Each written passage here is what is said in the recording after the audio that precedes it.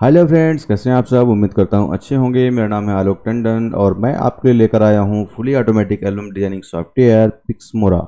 इस वाले वीडियो में हम पिक्समोरा का अपडेट वर्जन लेकर आए हैं, जिसमें आप पिक्समोरा को अपडेट कर सकते हैं। पिक्समोरा का अपडेट बिल्कुल फ्री है, जिसको आप डाउनलोड कर सकते हैं और उसको यूज कर सकते हैं।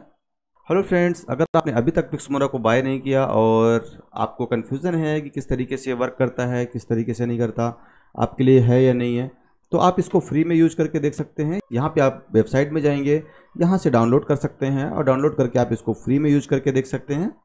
अगर आप फ्री में यूज करना चाहते हैं तो आप एक वीडियो लिंक दिया हुआ है डिस्क्रिप्शन बॉक्स में, वहाँ से आप इसको देख सकते हैं और इसको डाउनलोड करके यूज कर सकते हैं। तो यहाँ पे हम सर्च एंड फिल बटन पर क्लिक करेंगे और इस बटन पर क्लिक करते ही आपके पास ये इमेज का फोल्डर ओपन हो जाता है। और यहाँ पे जितने भी फोटोज आप सेलेक्ट करते हैं, सेलेक्ट करने के बाद यहाँ पे ओके पर मैं क्लिक करता हूँ। तो देखिए गाइस, सारे फोटोज मेरे फटाफट से ओपन हो गए हैं। जितने फोटोज हमने सेलेक्ट किए हैं उसके हिसाब से ही हमारे पास एक पीएचडी का फोल्डर ओपन हो जाता है। जैसे कि मैं ये वाले पीएचडी पर डबल क्लिक करता हूँ और वो पीएचडी फटाफट ओपन हो जाएगा, डुप्लीकेट हो जाएगा और डुप्लीकेट होने के बाद उस पाथ पर सेव भी हो जाएगा जहाँ की आप उसको सेव करना चाहते हैं। और सभी फोटोज एक एक करके ओपन होते हैं और इस पर लगते जाएंगे और ऑटोमेटिक सीट सेव भी हो जाएगा। जो पाथ आप दे रखे होंगे जहाँ पे आप एल्बम सेव करना चाहते हैं, उस जगह पे ऑटोमेटिक नंबरिंग होने के बाद ये सेव भी हो जाएगा। तो आपको सेव करने की जरूरत नहीं पड़ेगी और फटाफट से आप एक के बाद एक सीट बनाते रहेंगे। वेबसाइट में pixmora.in लिखेंगे और ये लिखते ही आपके पास इस तरह से हमारा वेबसाइट ओपन हो जाता है और आप हमारे सॉफ्टवेयर के थ्रू फुली ऑटोमेटिक तरीके से एल्बम बना सकते हैं। पिक्समोरा में कुछ फीचर्स अपडेट किए गए हैं, जिसमें कुछ एरर्स थे या कुछ बग्स थे या कुछ प्रॉब्लम आ रही थी जिनको यूज करने में या किसी से सजेशन मिला, उन चीज़ों को हमने अपग्रेड किया है। अपडेट 2024.1 पे आप क्लिक कर सकते हैं और इसको डाउनलोड कर सकते हैं। डाउनलोड करने के बाद आपको इसको इंस्टॉल कर लेना होगा और इंस्टॉल करने के बाद आप इसको यूज कर पाएंगे।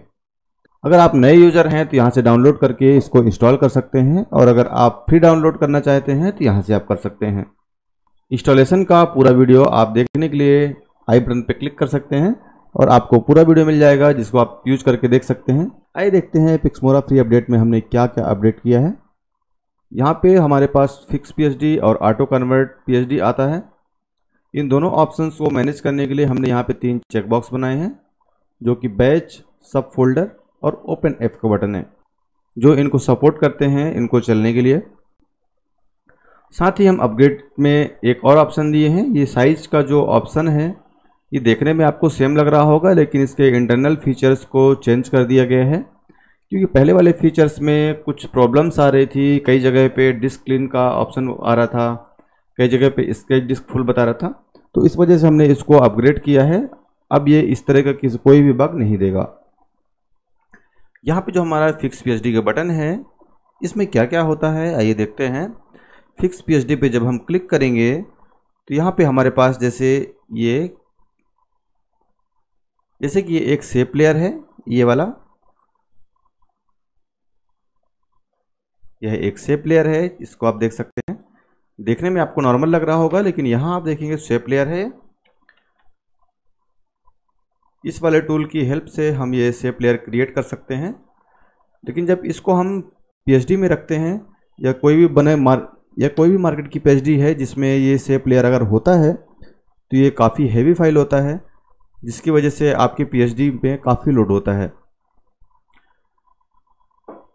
इसलिए इसको आप रास्टर लेयर में कन्वर्ट कर सकते हैं। तो अगर आप रास्टर लेयर में कन्वर्ट करते हैं तो इसकी साइज कम हो जाती है। तो एक तो ये होता है। दूसरी चीज़, ये सारे जो फोटोज़ लगे हुए हैं इस सीट में, ये सारे फोटोज़ ऑटोमेटिकली रिमूव हो जाएंगे। अगर कोई फ्रेम पीएचडी से बाहर जा रहा है, जैसे कि ये जा रहा है, ये पीएचडी से बाहर जा रहा, तो ऑटोमेटिक वो रिमूव हो जाएगा और पीएचडी के अंदर आ जाएगा।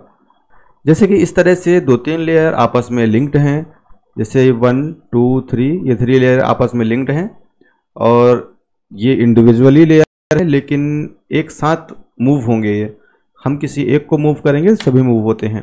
तो इस तरह से अगर कुछ प्रॉब्लम होती है, और भी बहुत सारे प्रॉब्लम है, जो जैसे कि अगर आपकी पीएचडी की साइज 150 है, 72 है या बहुत ज़्यादा है, तो आप जिस साइज में कन्वर्ट करना चाहें कर सकते हैं उसको। तो ये सारा का सारा काम यहाँ से हो जाता है। अब यहाँ पे जैसे आप देखेंगे कि 36/12/250 यहाँ पे सिलेक्टेड है और हम फिक्स पीएचडी पर क्लिक करेंगे। इसके सारे जो क्लिपिंग मास्क लेयर हैं वो रिमूव हो जाएंगे, यानी सारी इमेजेस रिमूव हो जाएंगे। सभी लेयर्स को अनलिंक कर दिया जाएगा, यानी एक दूसरे से कनेक्टेड नहीं रहेंगे अब ये लेयर, और आप इनको सिंगल सिंगल मूव करवा पाएंगे और इस तरह से बहुत सारे काम ऑटोमेटिक हो जाते हैं।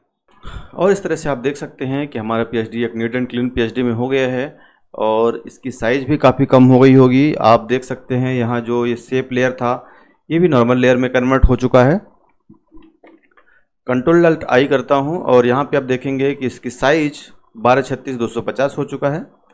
यानी इस तरह से आप अपने सभी पीएचडीज को कन्वर्ट करके रख सकते हैं। इससे आपके एल्बम की बनाने की जो स्पीड है वो काफ़ी अच्छी हो जाएगी, क्योंकि आपको हर पीएचडी को खाली नहीं करना पड़ेगा और हर पीएचडी को आप बार बार उसका साइज़ चेंज नहीं करना पड़ेगा, जिसकी वजह से साइज़ चेंज करने में जो प्रॉब्लम होती है, जो टाइम लगता है, वो टाइम आपका बच जाएगा। तो जिस साइज़ में भी आप एल्बम बनाते हैं उस साइज़ में यहाँ से आप पीएचडी को फिक्स करके और ऑटोमेटिक रख सकते हैं। इससे आपकी स्पीड में काफ़ी इम्प्रूवमेंट हो जाएगा। दूसरी चीज़, अब इसी बटन का यूज हम दूसरे तरीके से कर सकते हैं। यहाँ पे हम चेक बॉक्स बना कर रखे हैं, जिसमें फर्स्ट वाले चेक बॉक्स में अगर आप क्लिक करते हैं और आपने जब पहले क्लिक किया था तो फिक्स पीएचडी में सिर्फ एक्टिव पीएचडी है, उसी पीएचडी के फ़ोटोज़ हटाकर और उसको फिक्स किया गया था। अगर हम यहाँ पे अब क्लिक करेंगे, क्योंकि हमने यहाँ पे मार्क लगा लिया है, और अब हम क्लिक करेंगे यहाँ पे फिक्स पीएचडी में, तो हमारे पास एक डायलॉग बॉक्स ओपन हो जाएगा। यहाँ पे जिस फोल्डर को भी मैं ओपन करूँगा उसके अंदर के पीएचडीज़ को मैं सेलेक्ट करके और इस तरीके से ओके करूँगा। ओके करते ही एक एक पीएचडी मेरे पास ओपन होगा और ओपन होके फिक्स होकर और क्लोज हो जाएगा। तो इस तरह से ये ऑटोमेटिक तरीके से काम करता है सभी पीएचडीज़ को फिक्स करने के लिए।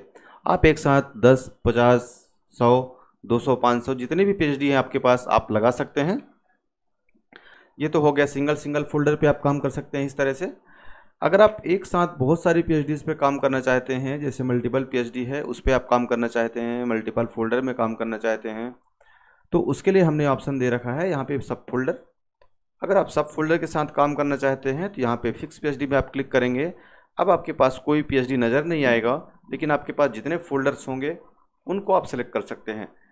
जैसे कि मैं यहाँ से अगर यहाँ पे न्यू फोल्डर 4 को मैं सेलेक्ट करता हूँ, इसके अंदर जितने भी फोल्डर्स होंगे उनके सभी डाटा को ये फिक्स कर देगा। यहाँ पे मैं सेलेक्ट करूँगा और एक एक करके सभी पीएचडीज़ ओपन होंगे और फिक्स होते जाएंगे। हर फोल्डर से एक पीएचडी ओपन करेगा, उसको फिक्स करेगा, फिर नेक्स्ट पीएचडी ओपन करेगा, उसको फिक्स करेगा। इस तरह से सभी पीएचडीज़ को आपका इसी साइज में कन्वर्ट कर देगा और सभी पीएचडीज़ को खाली कर देगा। अगर उसमें आप फ़ोटो लगा कर रखे हुए हैं उनको भी खाली कर देगा। इस तरह से आप उस पीएचडी पे भी काम कर पाएंगे जिनमें अभी आपने बनाया हुआ होगा एल्बम, पिछले एल्बम बनाया, जिनमें आपने पिछला एल्बम बनाया हुआ होगा, उन पीएचडीज़ पे भी इस तरीके से आप काम कर सकते हैं। जब इस तरह से आप अपने पीएचडीज़ को खाली कर लेते हैं और खाली कर लेने के बाद अगर आप अपने पीएचडी को ऑटो सर्च में लाना चाहते हैं, जैसे कि यहाँ से अगर मैं कुछ फ़ोटो सेलेक्ट करता हूँ और सेलेक्ट करने के बाद ऑटोमेटिक तरीके से जितने फ़ोटोज़ मैंने सेलेक्ट किए हैं उतने फ़ोटोज़ के हिसाब से एक पीएचडी का फोल्डर आ जाता है। और इस तरह से अगर आप अपनी खुद की पीएचडीज़ को लाना चाहते हैं तो उसके लिए हमने यहाँ पे कन्वर्ट ऑटो पीएचडी बटन दिया हुआ है। जैसे कि यहाँ पे आपने इस पीएचडी को क्लियर कर लिया है और क्लियर कर लेने के बाद यहाँ पे आप सभी फ्रेम्स को सेलेक्ट कर लेंगे। सभी फ्रेम को सेलेक्ट करने के बाद यहाँ पे कन्वर्ट ऑटो पीएचडी पे क्लिक करेंगे। इसमें आप जैसे ही क्लिक करते हैं तो ऑटोमेटिक वो पीएचडी नए नेम से नए प्लेस पर स्टोर हो जाता है।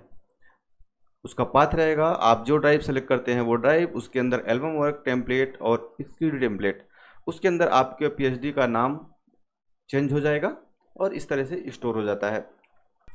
अब यही काम आप अभी सिंगल पीएचडी के साथ किए हैं। अगर यह काम आप मल्टीपल पीएचडी के साथ करना चाहते हैं तो एक साथ आप बहुत सारी पीएचडी ओपन कर सकते हैं। जैसे मैं कुछ पीएचडीज ओपन कर लेता हूं। यहां से मैंने 3 पीएचडी ओपन कर लिया और यहाँ 3 पीएचडी ओपन करने के बाद तीनों पीएचडीज के जो फ्रेम हैं उनको मैं सेलेक्ट कर लूँगा। जैसे देखिए इसके सभी फ्रेम सेलेक्टेड हैं। ध्यान रहे फ्रेम सिलेक्शन के साथ में इसके बॉर्डर्स और कोई क्लिप आर्ट्स ये सब सेलेक्ट नहीं होना चाहिए, ओनली फ्रेम सेलेक्टेड होना चाहिए। और इसी तरह से आप जितने पीएचडी भी ओपन किए हैं सभी के फ्रेम्स को आप सेलेक्ट कर लेंगे एक एक करके। इस तरह से आप जितने PhDs के फ्रेम को सेलेक्ट रखेंगे वो PhD ऑटो PhD में कन्वर्ट हो जाएंगे। हमने सभी के फ्रेम को सेलेक्ट कर लिया है और इसके बाद हम कन्वर्ट ऑटो PhD बटन पर क्लिक करेंगे। पिछले बार आपने देखा था कि यहाँ से जो PhD का ऑटो कन्वर्ट होता है उसका एक फोल्डर ओपन हो जाता है और हमें दिखाता है कि वो कहाँ पर लेकर और उसको स्टोर कर रहा है। ये फोल्डर बहुत ज़्यादा ओपन होंगे, ये हर PhD के लिए एक फ़ोल्डर ओपन होगा। अगर आप ये नहीं चाहते हैं, क्योंकि बहुत सारे PhDs हैं और अगर आप 50 PhD ओपन करते हैं तो आपके पास 10-15 फोल्डर ओपन हो जाएंगे, क्योंकि हर सीक्वेंस के लिए एक फ़ोल्डर ओपन हो जाएगा। तो अगर ऐसा आप नहीं चाहते हैं कि वो फोल्डर आपके पास ओपन हो, तो उसके लिए यहाँ पे हमने एक और चेक बॉक्स दे रखा है जिसका नाम है ओपन एफ। इसको हम अनचेक कर देंगे और अब हमारे पास कोई फोल्डर ओपन नहीं होगा। अभी आप देखेंगे कि हम ऑटो कन्वर्ट करेंगे और ये ऑटोमेटिकली हमारे पास ऑटो PhD में कन्वर्ट होके और सेव हो जाएगा। हमारे पास उस फोल्डर को ओपन करके नहीं रखेगा, जिससे हमें बार बार उस फोल्डर को क्लोज करने की ज़रूरत नहीं है। और वहाँ पे हम मैनुअली जाकर देख पाएंगे कितनी PhDs हमने कन्वर्ट किया है, कौन कौन सी PhD कन्वर्ट किया है, वो हम मैनुअली जाकर बाद में देख सकते हैं। और इस तरह से आपकी सभी PhDs ऑटो PhD में कन्वर्ट हो जाती हैं। हाँ तो फ्रेंड्स, उम्मीद करता हूँ वीडियो आपको पसंद आया होगा। आप इसको फ्री में अपडेट कर लीजिए। मिलते हैं नेक्स्ट वीडियो में, जिसमें मैं आपके लिए और अपग्रेड बटन्स लेके आने वाला हूँ, जिनमें आपको क्लिप आर्ट ऐड कर पाएंगे और साथ ही आप बैकग्राउंड चेंज कर पाएंगे अपने PhDs का। और इस तरह से ऑटो कटिंग टूल्स, बहुत सारे टूल्स मैं आपके लिए लेकर आने वाला हूँ इसमें और भी।